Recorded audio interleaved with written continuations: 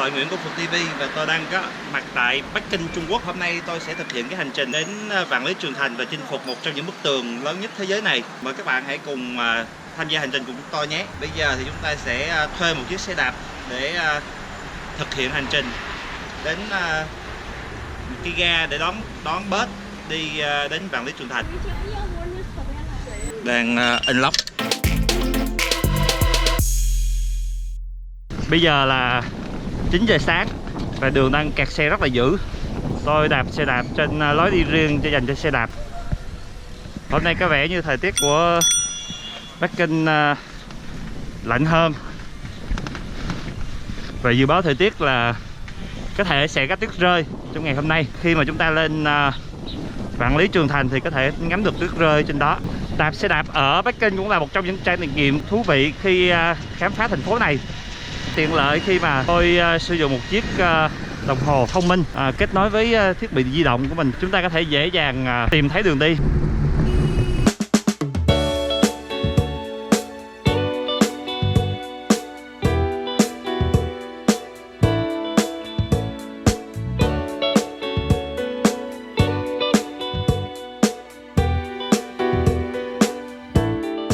Trước mặt chúng ta là cái trạm bus Đông Xi Men. Đây là một trong trạm bus mà trung chuyển nhiều tuyến bus đi khắp Bắc Kinh. Và cuối cùng chúng ta phải trả xe đạp thôi. Chỉ cần khóa xe lại là xong thủ tục trả xe. Trời hôm nay có vẻ lạnh nhưng mà đạp xe đạp xong thì cảm giác nóng nóng. Chúng ta sẽ đi bộ xuyên qua đường để qua trạm bus Đông Xi Men. Đây là một trong những lối đi xuống nhà ga Đông Xi Men bằng đường tàu. Các bạn có thể đến Đông Xi Men bằng nhiều phương tiện khác nhau, có thể đi bằng tàu, như tôi là đi xe đạp. Đây là nhà ga Đông Xi Men.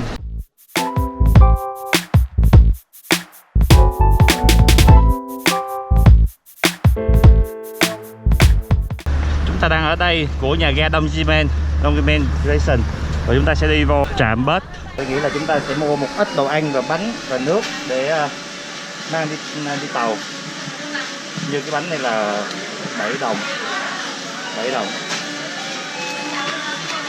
bánh mì nữa 4 đồng.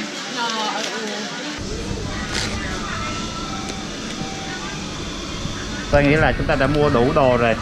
Một chai nước Pocari và 2 gói bánh. Ni hao. 让我求你会员卡吗？你怎么支付啊？袋子需要一个吗？23块1毛。收你。来打你26块9毛的鞋带吗？ 谢谢. Theo kinh nghiệm của mình thì nên mua tí đồ ăn như thế này để có thể là không sợ đói trên hành trình đi bus. Và đây là nhà ga của chúng ta rồi. Đây là trạm bus. Giờ chúng ta sẽ đi vô đó và đi tìm chuyến bus chúng ta cần đi. Tôi dự kiến hành trình của mình sẽ bắt đầu từ Jinselin đi qua Sư Mã Thái. Và Sư Mã Thái thì chúng ta sẽ đón bus đi Minjun. Vậy các bạn thấy có trạm bus 980 thì chúng ta đi vô lối này. Đây là chuyến bus 980 sẽ đưa chúng ta đến Sunshin.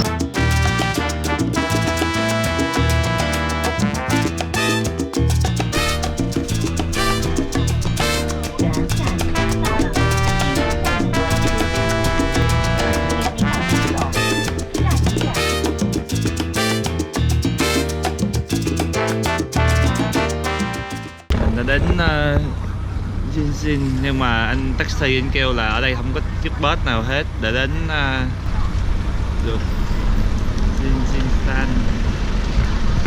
Đang tìm xe để đi tiếp theo. Cái loại 250 đồng. 150 no, lost money. 150. Yeah. No. Lost money. Okay, thank you. 你完就是 200 cheap。刚才这刚才你看了 196。To Jinsin and I walk to Simei. 哦，金山岭 walk 400 no Ok. 金山岭 close no worker. Ok. Sau khi đã phân tích với mình một số, anh đòi 200 nhưng mà đòi 150 thôi, và anh đang dẫn mình đi coi cái bản đồ map hướng dẫn. 金山岭 Yeah. worker here. 这边司马台这儿 close Close. no worker. Yeah. 你要想去司马台，就是金山岭 worker 下来，然后再 taxi 绕过来司马台，这是 worker no。司马台现在不好 no good， 还得你还得预约，你要是不预約的話 no。司馬台 TK 就是 one day。 Cuối cùng cũng thống nhất được giá là 190 đồng. Vì không có bus đi từ Mật Vân, có nghĩa là Biên Dũng, nên mình đã thuê một chiếc taxi. Sau một thời gian mặc cả thì đi được với giá là 190 tệ để đến Kim Sang Lĩnh là Chin San Lĩnh.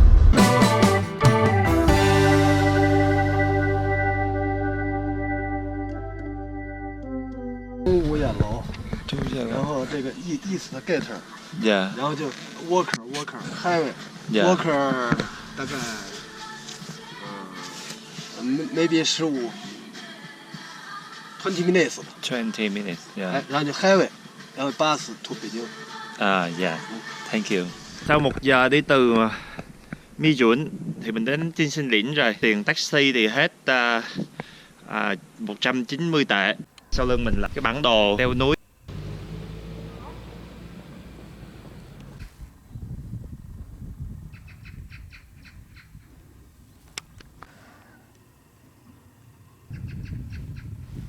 Các bạn thân mến, cuối cùng thì tôi cũng đã mua được tấm vé để tham vạn lý Trường Thành từ Jinsan.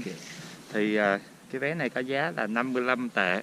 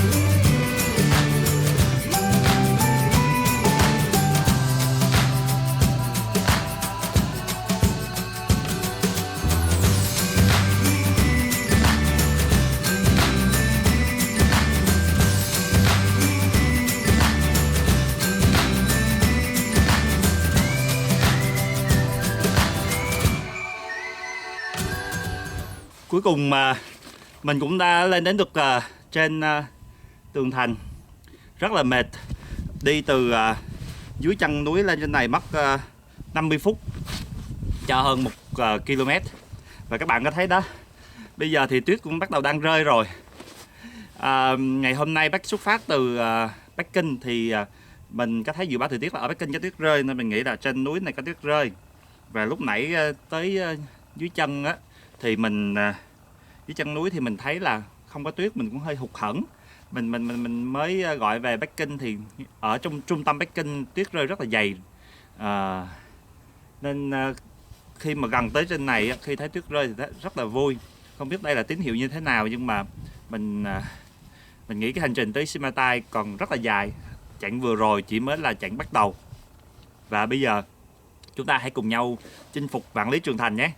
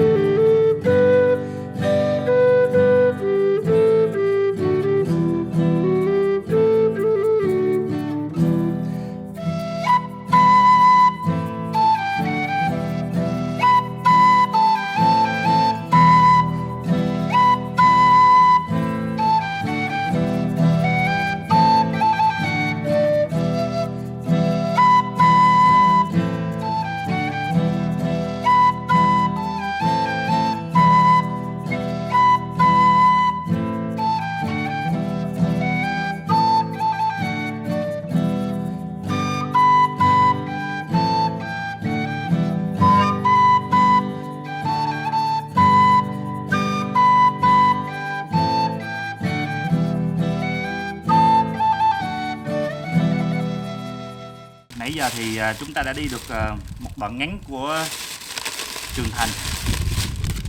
Giờ chúng ta dừng lại ăn một tí rồi sẽ tiếp tục chinh phục về tới Sim Ma Thái.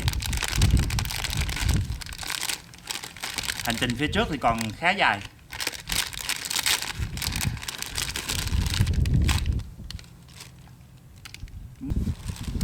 Đồng hành cùng tôi trong chuyến chinh phục Vạn Lý Trường Thành ngày hôm nay thì còn có một cái chai nước Pocari Sweet khá là ngon.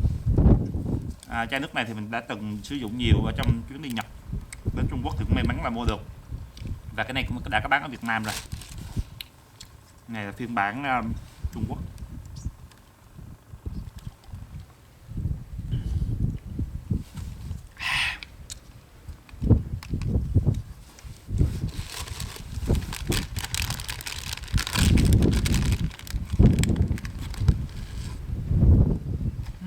Ngon quá.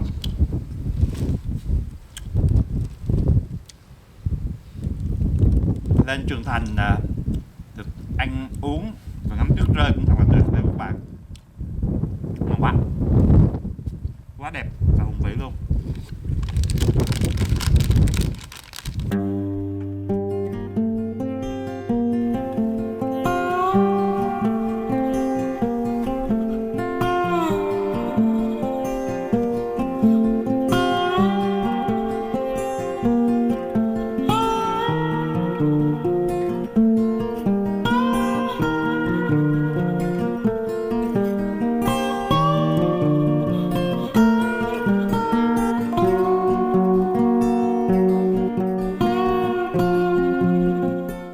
Thân mến, thì tôi vừa leo lên một cái tháp canh còn khá là nguyên vẹn.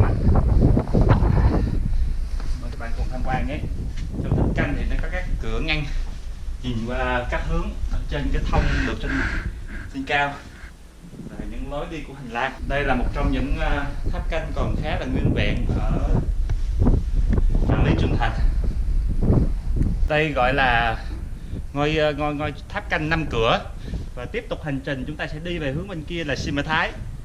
Con đường phía trước thì nhìn thấy rất là xấu, khó khăn. Không biết là chúng ta có thể đi hết được con đường này hay không. Sẽ cố gắng.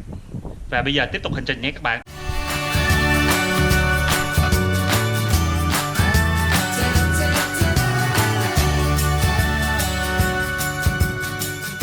Con đường bắt đầu khó đi hơn. Đoạn này có vẻ như là bị thời gian phá hủy khá nhiều. Chân tôi đầu gối phải đang bị bắt đầu thấy bị đau,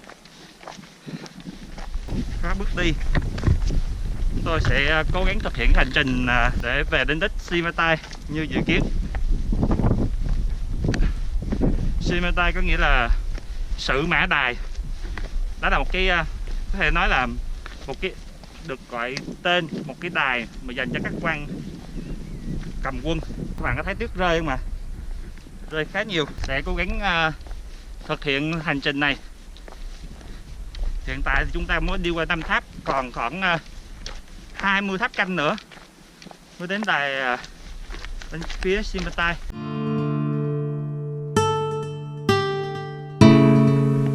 Chỗ kia không có lối đi lên, chúng ta phải xuống dưới này.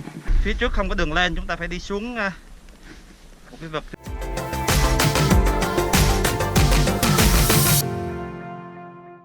Một đoạn tường thành đã bị sập và một cái lối đi bên cạnh đã phải mở ra. Các bạn có thể thấy đây là một đoạn tường thành đã bị sập đổ. Nhưng nhờ thế này mà chúng ta đã có thể thấy được cái đoạn chân của cái tường thành này. Nhìn là khá vững chắc. Đường đi bắt đầu khó khăn hơn. Tôi sợ rằng tuyết rơi nhiều phía trước sẽ làm cản trở chúng ta thực hiện hành trình đến Sim Ma Thái.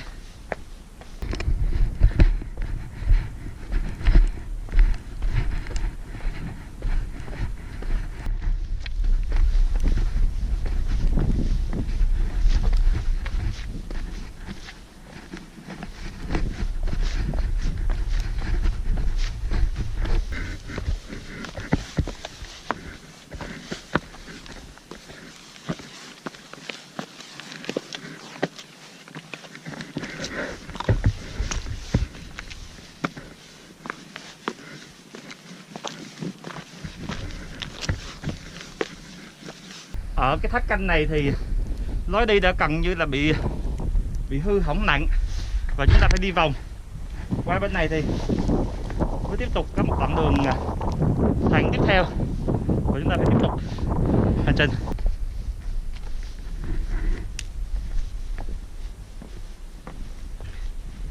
Chân của tôi thì cảm giác đau nhất ở phần đầu gối hơn.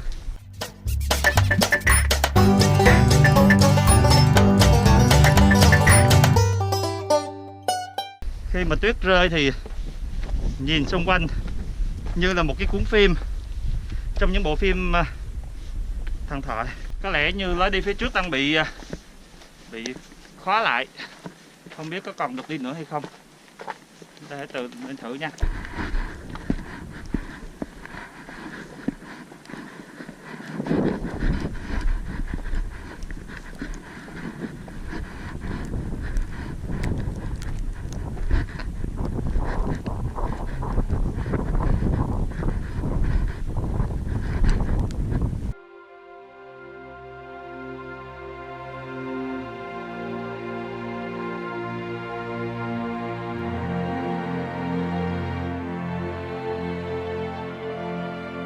Bây giờ là 5 giờ chiều và tôi vẫn đang trên hành trình chinh phục vạn lý trường thành.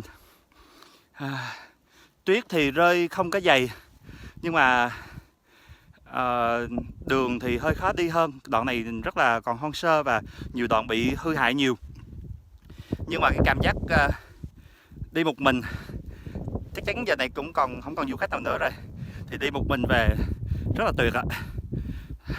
Chúng ta cùng tiếp tục hành trình nhé.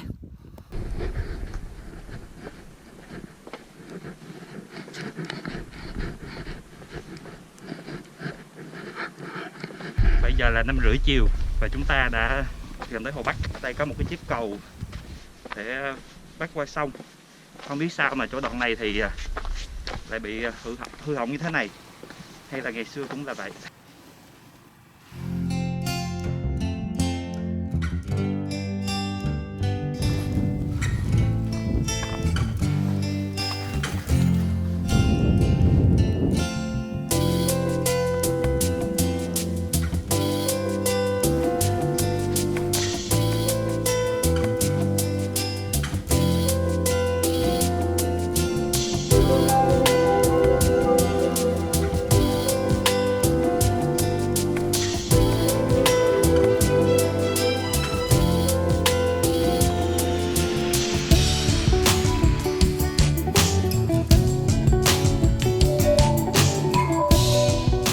Bây giờ là 5 giờ 12 phút chiều.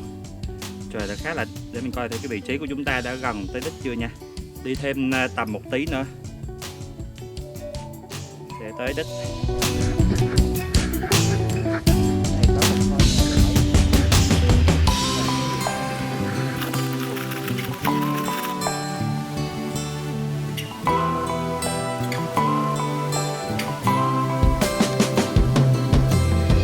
Đoạn đường bắc qua sông Hồ Bắc này thì nó không còn đường qua, nên chúng ta phải đi ra một cái lối khác. Đi qua một lối này. Đây. Bạn sẽ đi qua lối này xuống như cầu.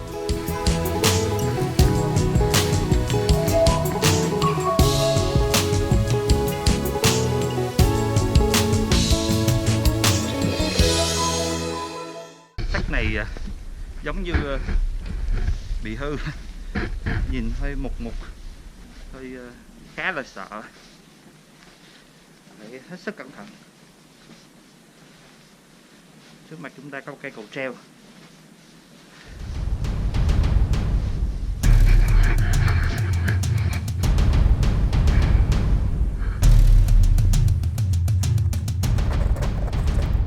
Chắc tôi khá run khi bước qua cây cầu này.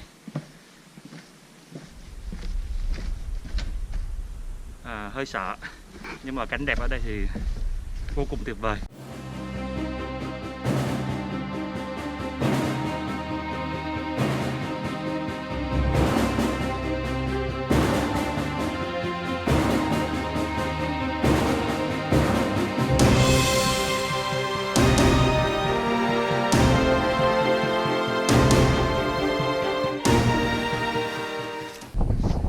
đây là một cái ải và đã từng bắc qua sông này từ đây rất là nhiều năm.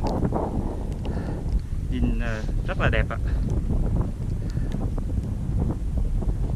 Và bây giờ chúng ta sẽ tiếp tục lên đường về Simpetai.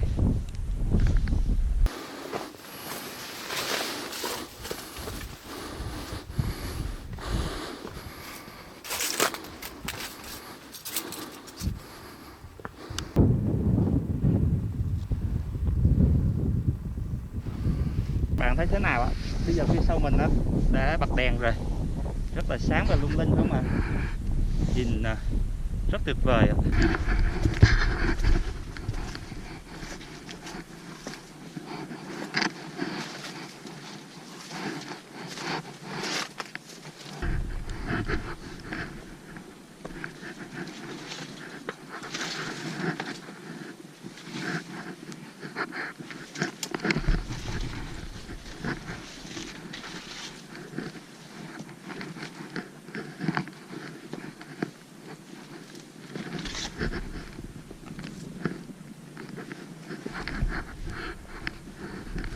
Wow, đẹp quá.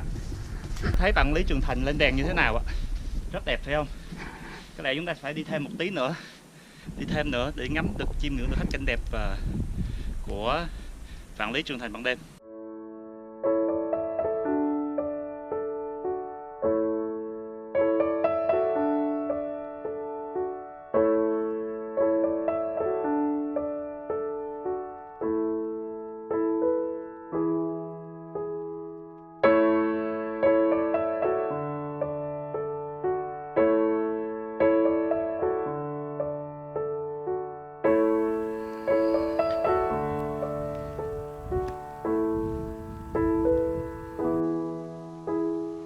Các bạn thấy thế nào ạ? Rất đẹp phải không? Thật tuyệt vời. Một bầu trời đêm ở Vạn Lý Trường Thành cùng light up cùng với tuyết rơi rất là đẹp.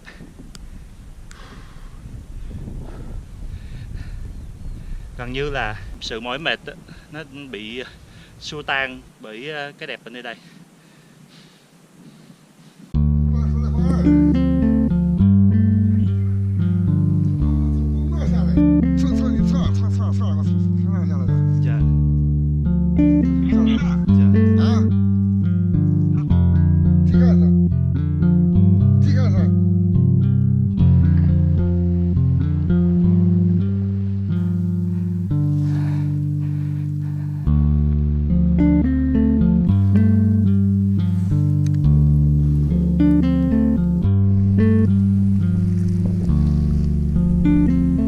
Tới đây thì bác bảo vệ cho ra lối này, không cho tiếp tục đi trong con đường xuống dưới kia nữa.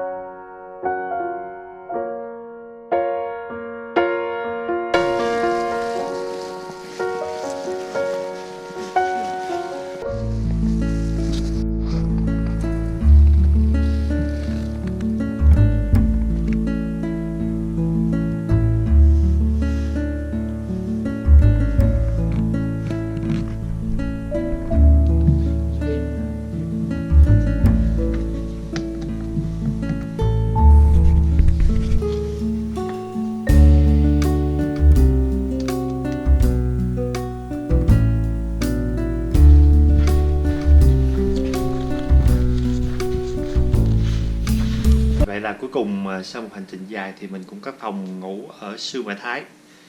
Phòng giá 280 tệ.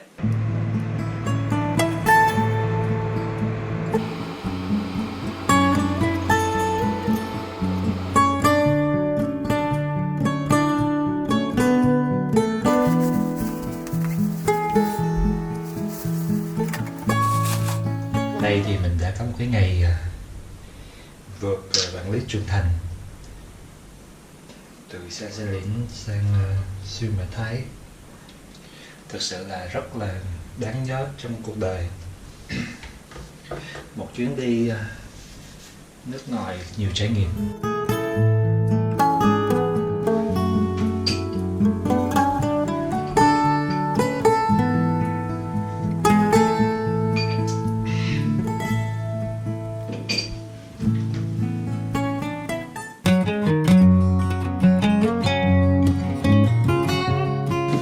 Sáng ở đây khá chán, tuy chỉ có món cháo và một số món đơn giản khác.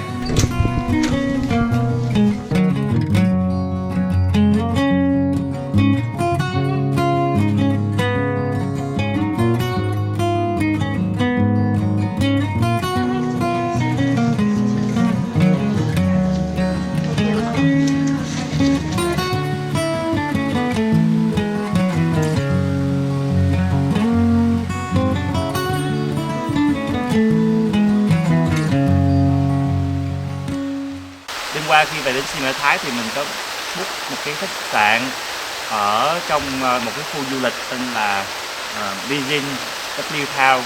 Thì ở đây thì nó là một cái khu du lịch nên mà khi mà mình ở phòng đây mình cũng bắt buộc phải mua một cái vé nữa, đó là một cái vé vào cổng để mà đi để mà vô được trong này. Thì cuối cùng thì mình thấy cái vé này mắc quá nên không để phí nó, nên ngày hôm nay mình quyết định là dành một buổi chiều để tham quan thử cái ngôi làng này, cái khu du lịch này nó có những gì đặc biệt.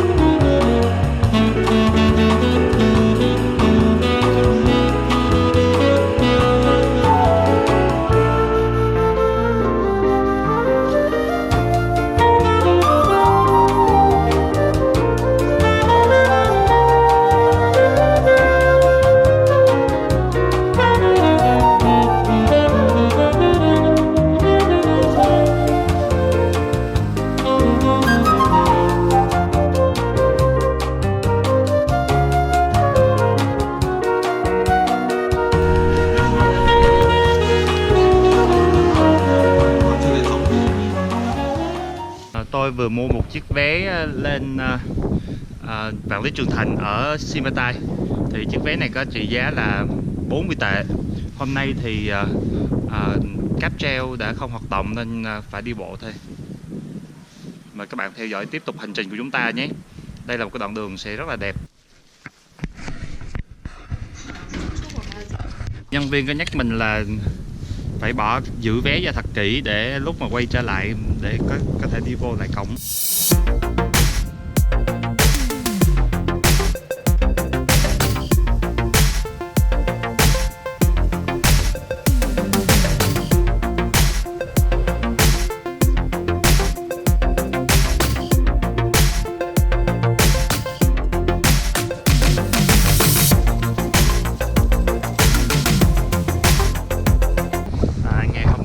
Tôi đã kết thúc hành trình chinh phục từ Yangon qua Xuyên Mã Thái ở tháp canh này. Và hôm nay tôi sẽ tiếp tục hành trình lên khám phá Vạn Lý Trường Thành ở Xuyên Mã Thái. Đây có thể nói là một trong những đoạn mà còn khá là hoang sơ và đẹp. Nào chúng ta hãy cùng tiếp tục hành trình nhé.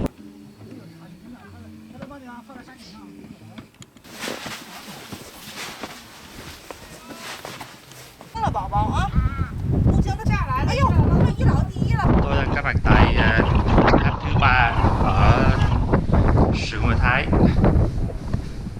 Đây là một trong những cái tháp mà có cái view nhìn về đoạn cuối của ở Sa Lũng rất là đẹp.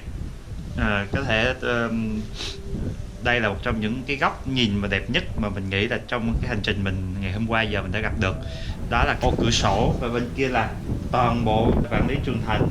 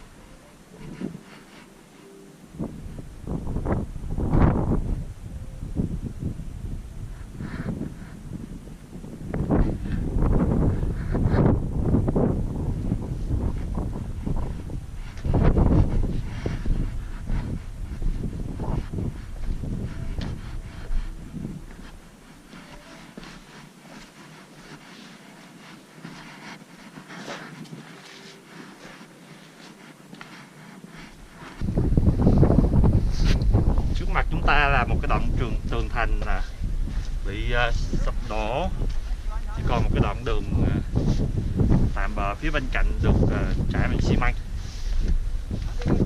nhìn rất là ngoạn mục.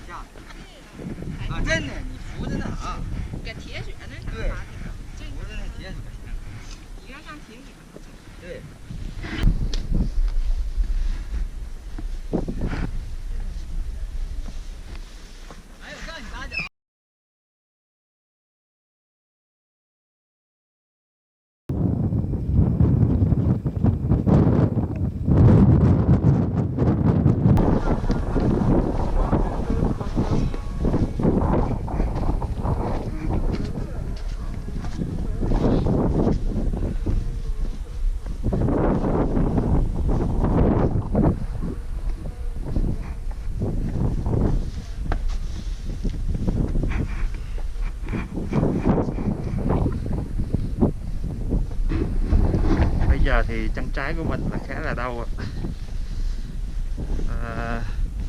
đau phía bắp của đầu gối.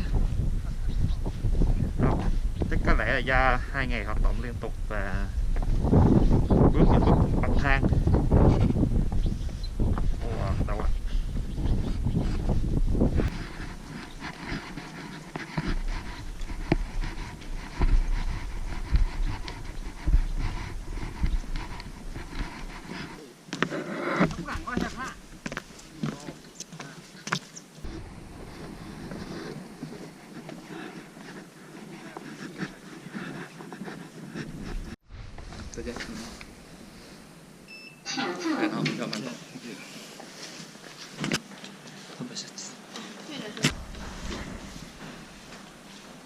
Thank you。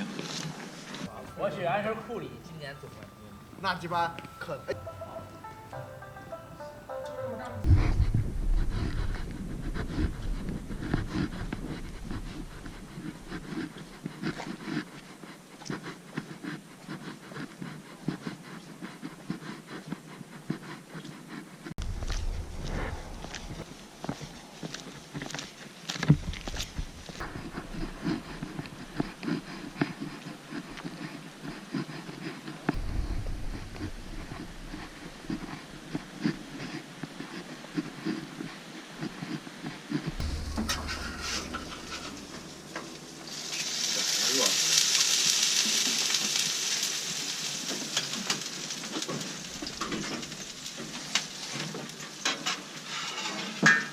烧烤多少钱5块。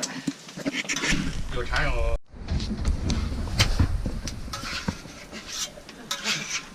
你给我这。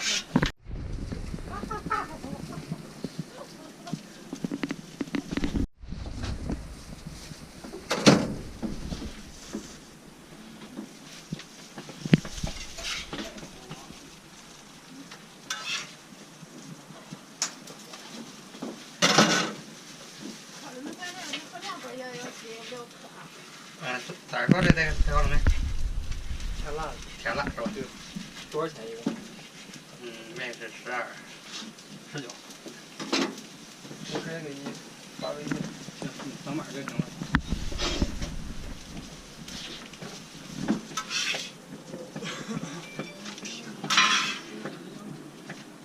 发回来了。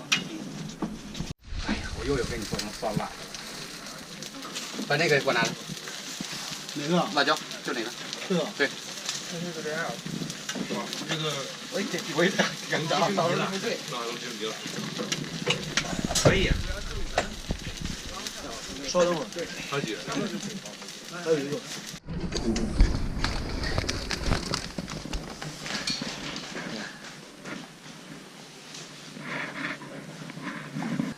140.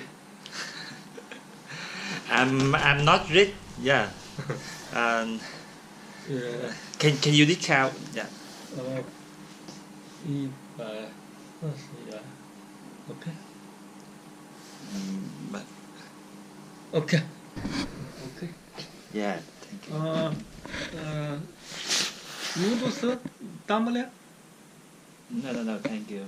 OK. Cuối cùng thì mình cũng đã tìm được một cái phòng ở làng Sima Thái với giá là 130 đồng nhân dân tệ. Với hành trình 2 ngày chinh phục vạn lý trường thành thì đến hôm nay mình rất là mỏi, mệt và đau chân nhức mỏi lắm rồi. Thì khi đến làng Sima Thái thì đang đi lang thang tìm thì có một ông cụ ông ra mời, cụ với đòi giá 500 tệ một phòng một đêm. Sau đó thì đi tìm đến lang thang một tí nữa thì gặp một cụ cả nhà khá đẹp. Thì cụ nói giá là 150 tệ. Thì sau khi mình xin lên coi phòng xong thì mình xin cụ giảm giá và được phòng với giá 130 tệ. Mình cũng cảm giác mình thấy hài lòng rồi. Một cái phòng như thế này rất ok, sạch sẽ. Mình nghĩ bây giờ mình sẽ đi tắm rửa và đi nghỉ thôi.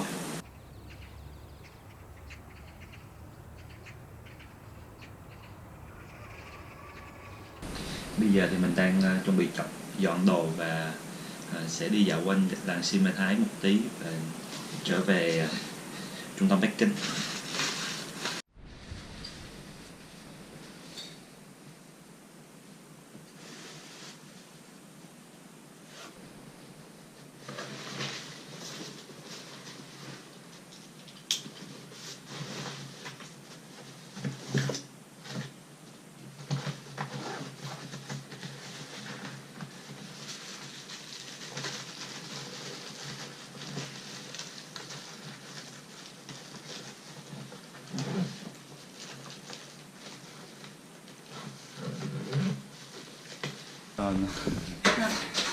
谢谢。高不了。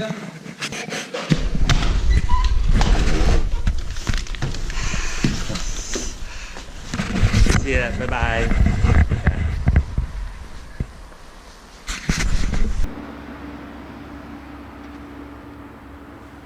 Thưa các bạn, phía sau mình là cái ngôi nhà mà tối qua mình đã ở lại trong làng Sima Thái Village.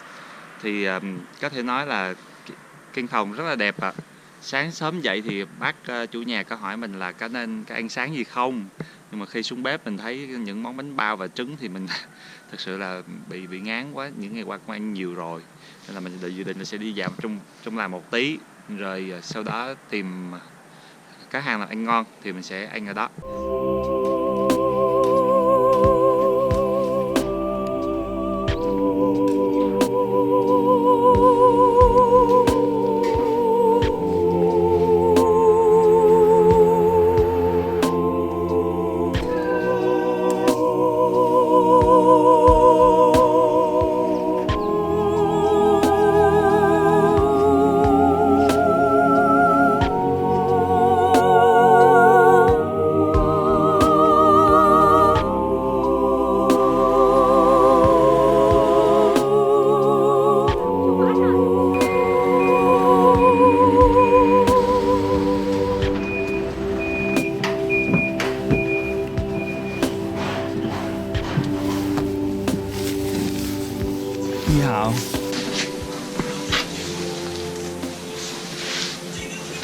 cái shop trong làng.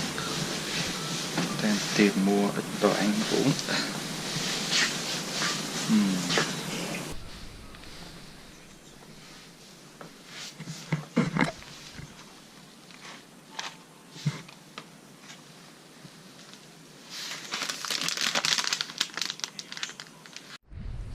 Lão mama bánh.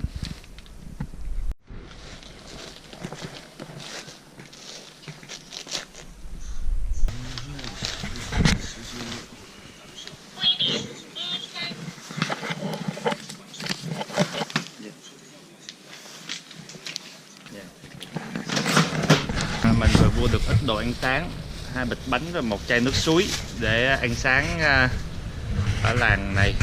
Trong khu làng có một số mini shop thì tôi vừa lựa chọn mua đồ ở số 43 Silin. Các bạn có thể đến đây và tìm kiếm những món đồ mình cần thiết.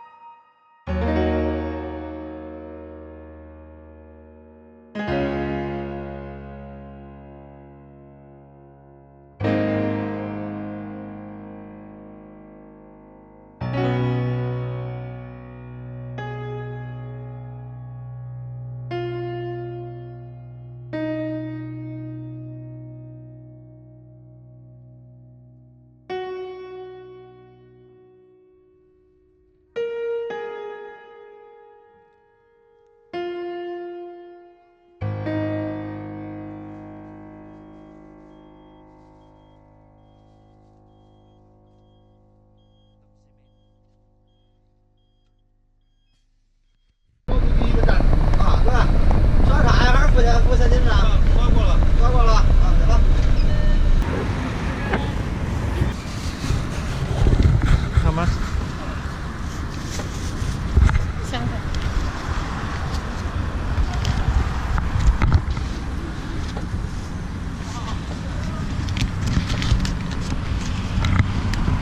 3 đồng. Sau hơn 1 giờ đi bus từ Mi Duẩn thì mình cũng về lại trạm bus Đông Xi Men. Mình vừa mua một trái bắp giá 3 tệ, nhìn cũng khá ngon. 3 tệ khoảng 10.000 tiền Việt. Ngon. Bây giờ chắc mình